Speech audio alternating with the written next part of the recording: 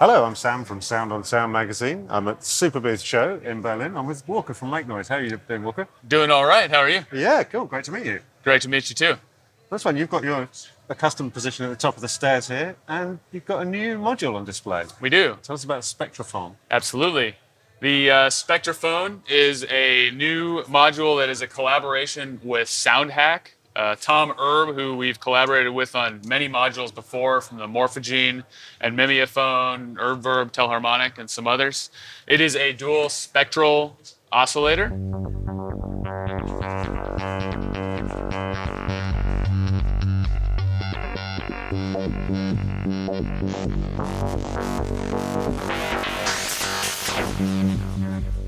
Now, what is a dual spectral oscillator? I was just about you to might ask wonder. you that. Well, it's a dual oscillator in Eurorack format in the kind of general type of layout of a classic complex analog oscillator like a Buchla 259 or our own DPO.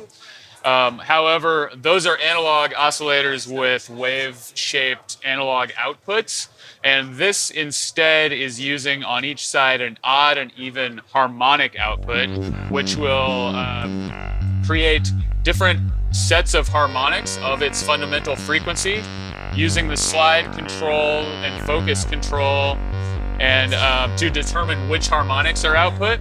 And the way that it does that is dependent on which mode it's in. There's a couple of different things it can do. So each oscillator can be in either of two modes at any given time. We've got the SAM mode, or spectral amplitude modulation mode, and SAO, which is spectral array oscillation.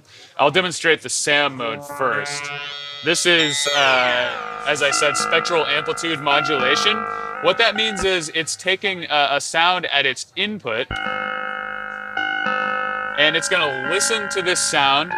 We're using the slide control to set what fundamental frequency it's listening for, and then it's going to interpret this sound as a series of harmonics of that fundamental frequency. So as I change that slide control, we'll hear the spectral content of this sound moving up and down the harmonic spectrum.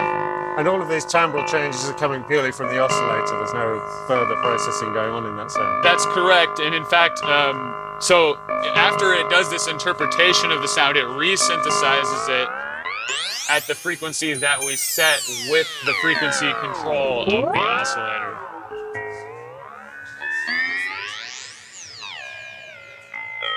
So let's hear what it sounds like on a few different sounds being used to drive it. Is that drum loop?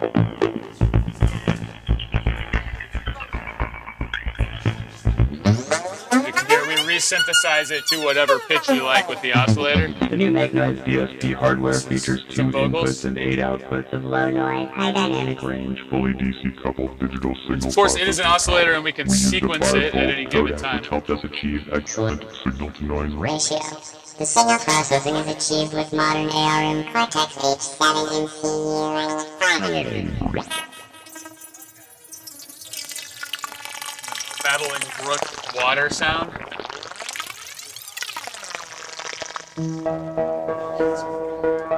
Piano.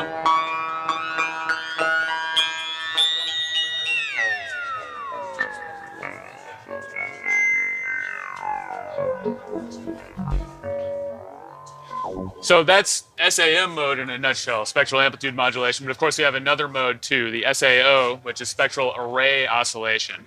In this mode, let's pull that sequence there. In this mode, instead of reading from the input and resynthesizing based on the input, we have held in memory an array of spectra, which is a collection of sets of harmonics. Each spectrum is a set of different harmonics at different amplitudes. And we use the slide and focus controls to set which one is output from the oscillator at any given time. And they can be modulated.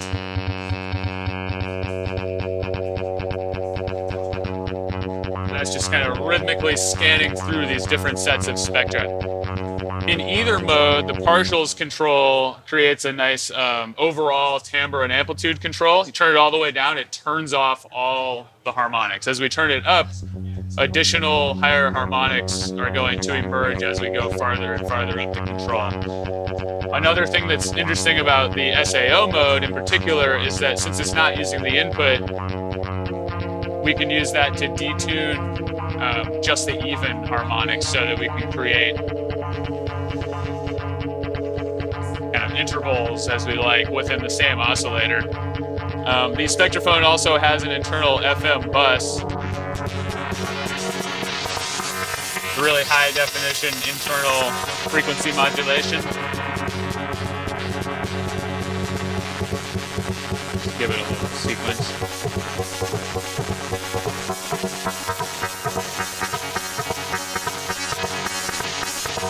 We also have always a sine wave and sub oscillator outputs.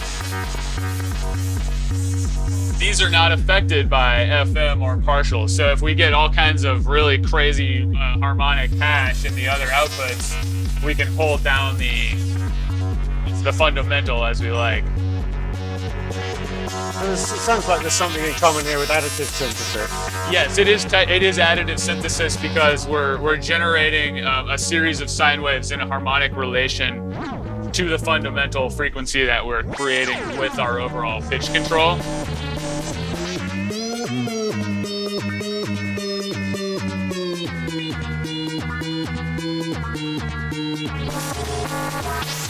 Let's go ahead and sequence solo.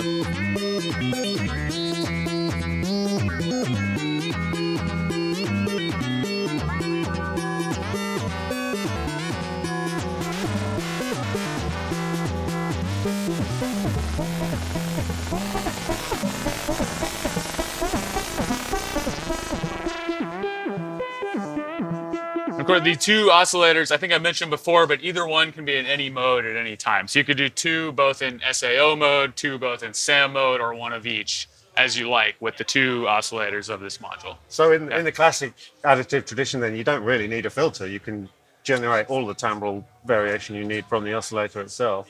That's true because the partials control will let you add harmonics farther up as you go. I've also found that it can be interesting, though, to run it through a high pass or band pass or even low pass filter and kind of just more gently shave off some of the edges and modulate that as well. Of course, it's a module, so it's part of a synth, and it's always fun to connect it to everything else, but it does create a pretty complete sonic It's a pretty rich sound source in its own right. Itself, yes, I would say so. Amazing. So how soon is this going to be available? This is shipping in 2 weeks. It's going to be $599. If I don't know if I mentioned before, it's a 34 HP module. Amazing. When I say 2 weeks, I mean end of May, because I don't know when people will be viewing this exactly, but Brilliant. end of May. We also have a new version of our CV bus case that we're announcing right now. This is a case that we've been shipping for a long time and using a power supply that we've been shipping for even longer. We have a new bus board that goes with the 7U case. I don't know how well the camera will be able to see that, but this is a 4-zone bus board. It's got 4 different zones of power that are isolated from each other. So if you have modules that are do any crosstalk or are susceptible to noise, you can put them on different zones from the other ones that are causing those problems, and that should isolate them and keep you from having that kind of problem. It also has much more power than our previous case. We're looking at an amp of plus 12 volt power on each of the 4 zones, so 4 amps total, 500 milliamps on each zone at minus 12.